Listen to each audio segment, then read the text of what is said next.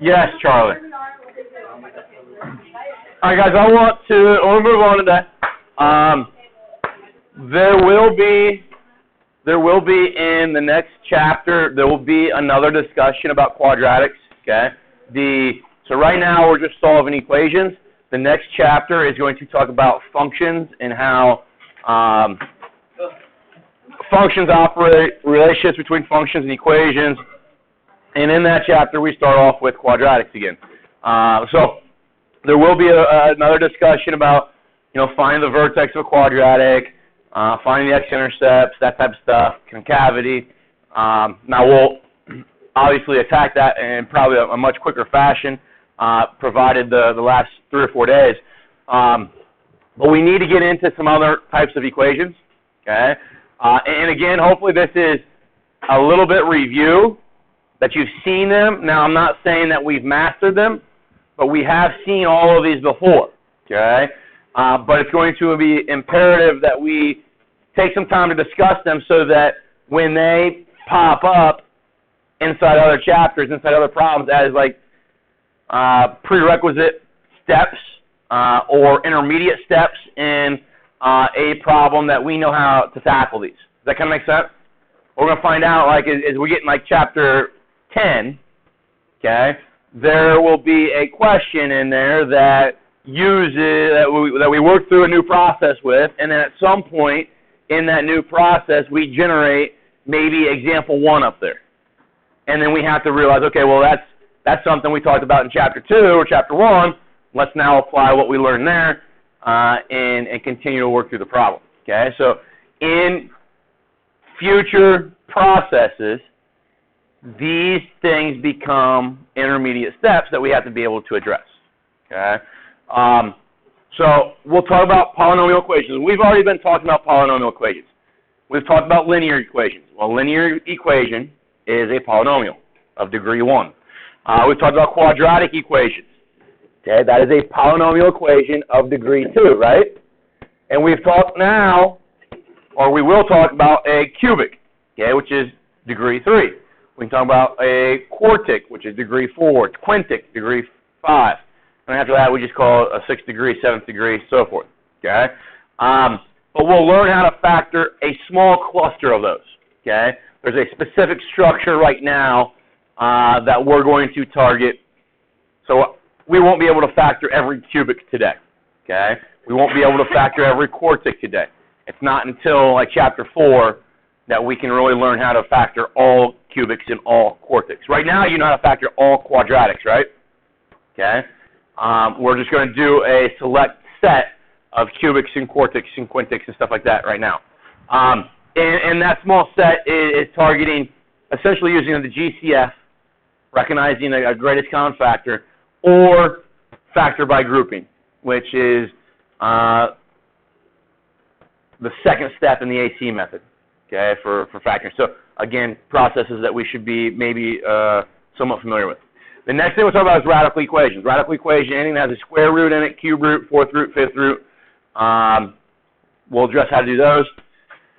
I want to skip down then to, we'll do number 4. We'll do equations in quadratic form. Okay, meaning they're not quadratic. They might be 4th degree, but they say that they have the same pattern that a quadratic shows.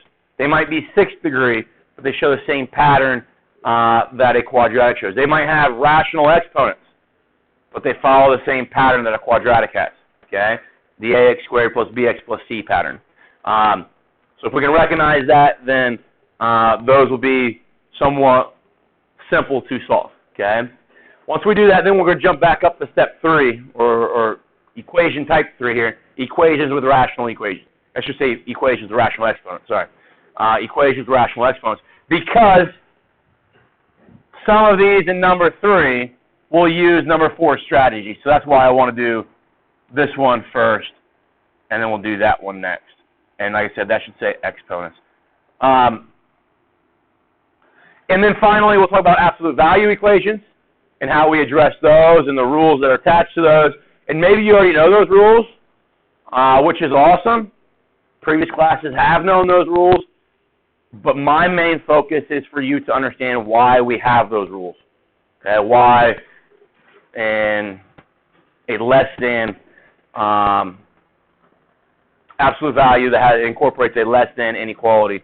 Why maybe we write it the way we do. Or if it's an equation, why it's absolute value. Why are there two solutions instead of just one.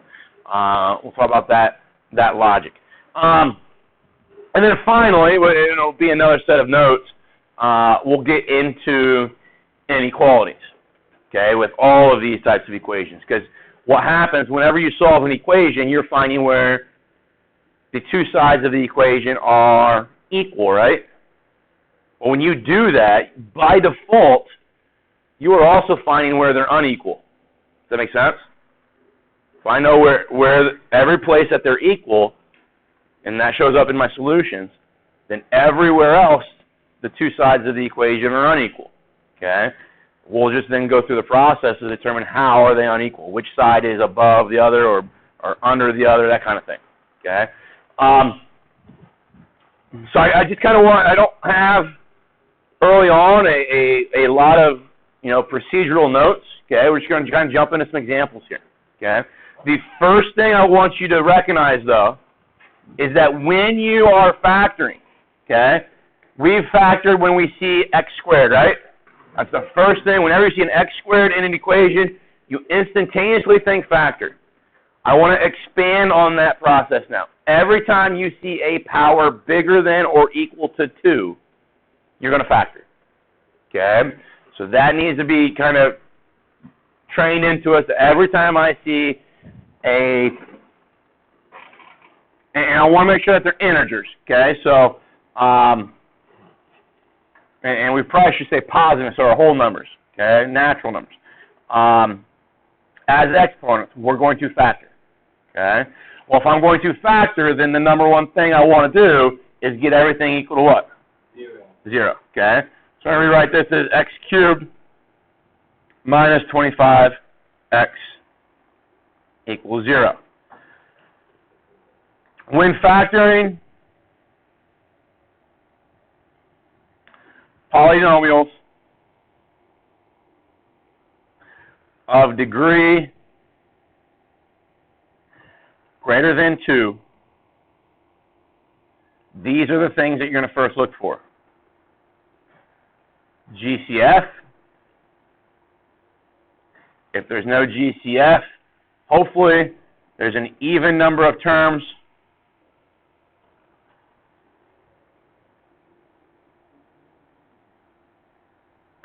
that will allow for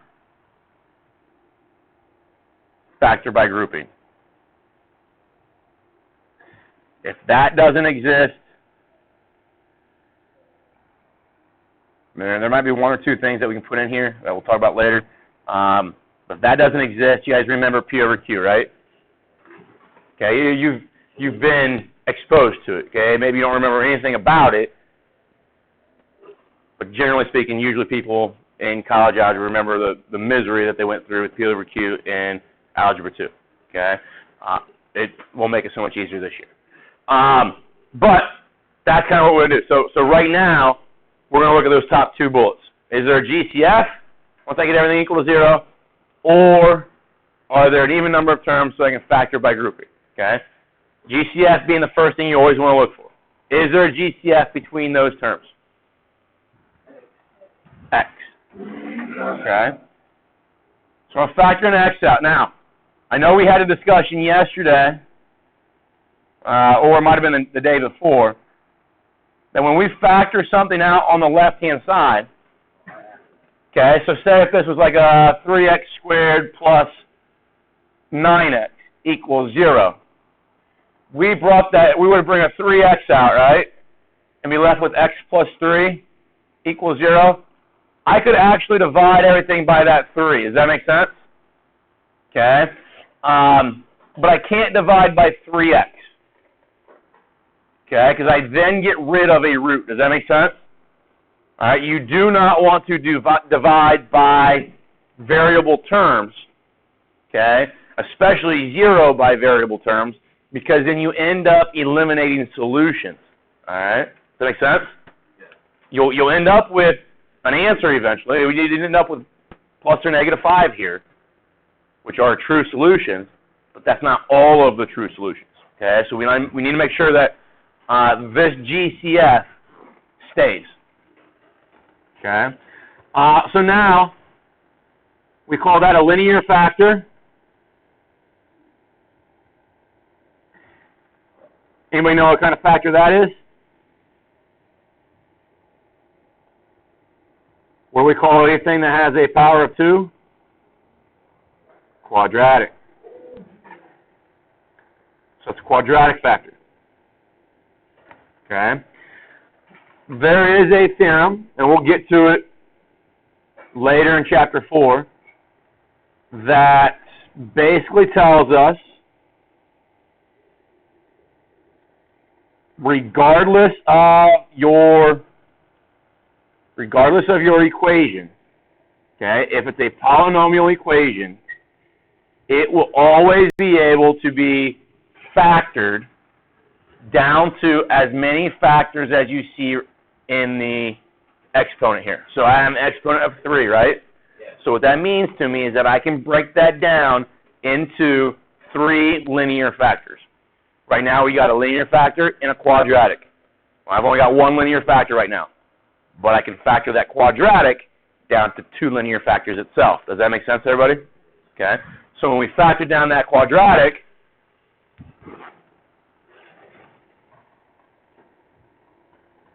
factor the quadratic down, it's going to give me, obviously I still have the x, but then I have x plus 5 and x minus 5 equaling 0, right? Now the reason I know those are all linear factors is that there's an exponent of 1 there, there's an exponent of 1 there, and there's an exponent of 1 there, right? Okay? Or maybe more specifically, we put the exponent of 1 there on the variables. So those are all linear factors. We had a power of 3, 3 linear factors. Well, if I have a power of 3, 3 linear factors, it tells me then that I have how many solutions? 3. 3 solutions. Okay. Did you get a haircut? Last week. Okay, so I get 3 solutions. Now here's the thing that we need to pay attention to. Every single time that I have a polynomial of n degrees, n being any arbitrary natural number. So think about if it was to the first, anything that we've done that had an x to the first power, and only that was the highest exponent. You got 2 lines intersecting, right? How many solutions do you get when 2 lines intersect? 1. Your exponent was 1 solution, right? Now your quadratic, power 2, right? Quadratic had power of 2. Now there were different versions of solutions we could come up with, but the first type of solution would be something like what we have up there, x squared minus 25. That gives me 5 and negative 5, right? That was 2 real solutions. Okay? Sometimes we would get the same answer. Maybe we get 5 and positive 5. Okay? We get that same answer twice. Okay? We call it a double root, therefore it's really 2 solutions. And then there were times where we had imaginary solutions or non-real solutions, but because the square root was brought in, it was a plus or minus, so you still had 2 solutions, right? So regardless of how they present themselves, in a quadratic you have 2 solutions. Power of 2, 2 solutions. Cubic here, power of 3, how many solutions are we seeing? 3, okay? Now, they can show up in different versions as well. They could, we could have one like 0 here, and the other 2 could be both positive 5, okay? That would still be, it'd be a singular solution and a double root solution, which is still 3 things. We could have 1 real solution and 2 imaginary, okay? So if that 25x in the beginning was a negative 25x, and I added that both sides, I got x cubed plus 25x, then that quadratic factor would be x squared plus 25, right? And if I use the square root method on that, then I would get positive 5i and negative 5i as solutions. Non-real solutions, but there's two of them though, right? And I also have the 0. So regardless, and what I'm trying to get at here, guys, regardless of how they present themselves in types of numbers, whether they're complex or if they're real, okay, the way they are presented is going to be, the number of them is going to be the same as the degree, okay? Does that make sense? A lot of times they call that maybe the cardinality of the solutions. Whenever somebody says the cardinality of something, they're just talking about how many there are, okay? So the degree, the largest degree tells me how many. So if I look at this one, how many solutions should we get when we get down to this one? 3. I should get 3, okay? When we do this, okay, I'm going to go through that process that I had written up there that said look for a GCF. Just because, you know, it's hopefully logical, the more terms that you get in an equation, that kind of starts to minimize the probability that you're going to have a GCF, right? Okay. So there is no GCF here. If there was, we won't take it out. But then that gets us, we're still looking at a cubic here, and when you have a polynomial that is bigger than a power of 2 or degree 2, right now, our only techniques are GCF or factor by grouping. Okay? And I can only factor by grouping if I've got an even number of terms. So here I've got an even number of terms, right? Okay. So I'm going to group the first 2 terms and the last 2 terms. Okay. Now something to think about here, and this is often something that we overlook because a lot of times it's done for us. So we might see like 6 or 7 questions in a row where all the powers are descending. And then maybe Mr. Fay gives you a quiz where it says x cubed plus 10 minus 5x squared minus 2x equals 0. And you try to group the first 2, and you try to group the back 2, and you see that nothing is working. There is no grouping by, or factor by grouping process that's existing there. And the reason for that is that your exponents are not in descending order. Does that make sense? You always need to make sure that that is existing, okay? Like I said, a lot of times it's done for us, so we think we might overlook that step, okay? But that is something we've got to pay attention to every time we see one of these. So make sure they're in descending order before you group them. Now when I group them, I'm going to look for a GCF inside of each group. So when I look at this first group, what's the GCF inside there? X squared. And that's going to leave me then with x minus 5, right? When I look at the second group, what's the GCF there? Okay, negative 2. So what happens here, guys, is if this first term in the second group is negative, you're always going to want to factor out a negative. Okay, so I factor out a negative 2, because that's going to position these signs on the be correct. Okay, so negative 2x divided by negative 2 gives me just x. 10 divided by negative 2 gives me the negative 5. Is that pretty easy? Yeah.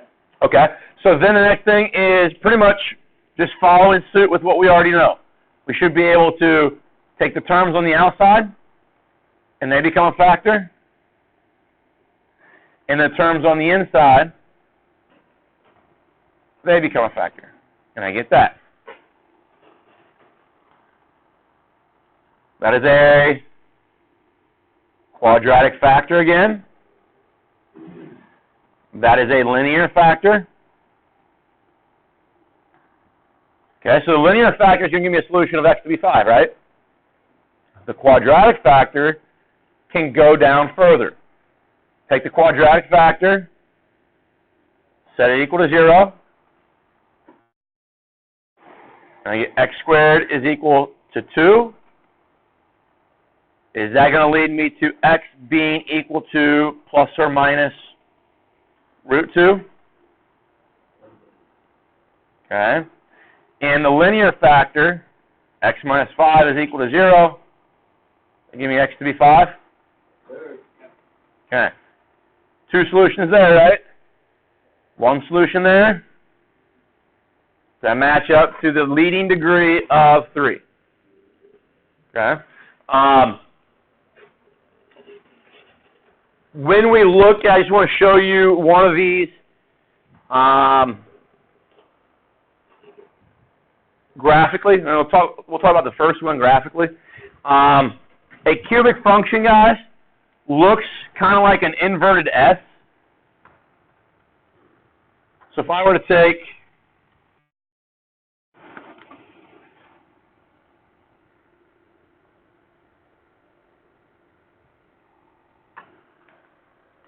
x to the third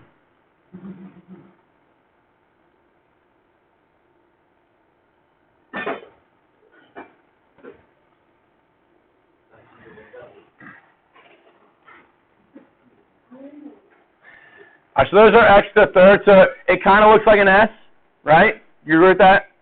It's just inverted, okay?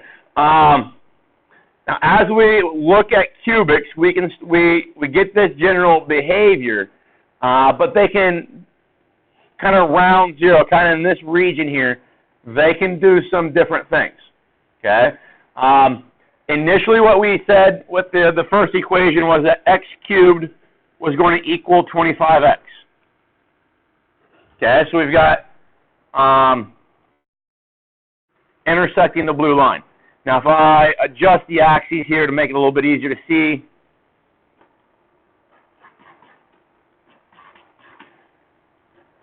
okay, so we see that those 2 things do intersect, right? Okay, and if I look at the intersection points of that and that, you see that it happens at 3 different spots, correct? A, B, and C. And we've talked about the intersection points, the x values, being the solutions to the equations, right? Is that okay with everyone? Okay. Now, I want to make sure that we understand this. And we've talked about this, and we're going to talk about this, and keep talking about this, and keep talking about this, because it's very, very important. When we did the algebra in that first example, and we got x cubed minus 25x, okay, this curve here, anything over here, right? Okay, we then hard to see. Okay, we then took the right-hand side of that, and it ended up being y equals 0. Okay, so now over here, okay, we have a different image than what's going on here, right? Because this represents a different equation than what this did. However, the solutions to this, and this is important to phrase it this way, the solutions to this one exist inside the solutions to this one. If I look at the solutions to the one on the right, looking at the intersection of that, with the intersection of, it won't let me select the blue line. Intersection of that one, with the intersection of that one, come on, there we go. We get F, G, and H. Are those the same x coordinates that we found up here on the left-hand side in this equation? Okay? That is very, very, very important for us to understand. And the reason that's very, very important for us to understand is that in a few minutes, we're going to talk about radical equations. And when we work with some, not all, radical equations, there might be in that graph on the right additional solutions that don't necessarily satisfy the ones on the left. However, all the solutions for the one on the left do exist in the ones on the right. We just got to, with radical equations, kind of do a process to narrow it down and figure out which ones they are. Is this okay with everybody? That's the approach. Every equation that we ever come across, if we need to solve, we forget the way we solve them algebraically, we can always use the graphical approach.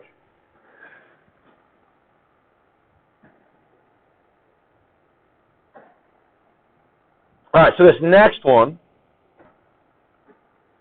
x to the fourth, let me get some stuff out of there to clean it up a little bit.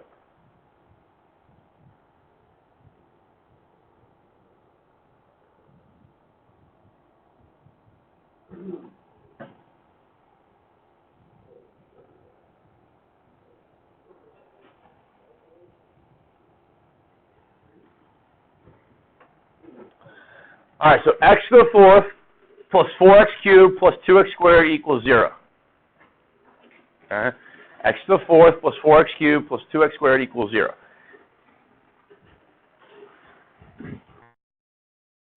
If you remember from last year, any that's a quartic, fourth degree, is going to have one of these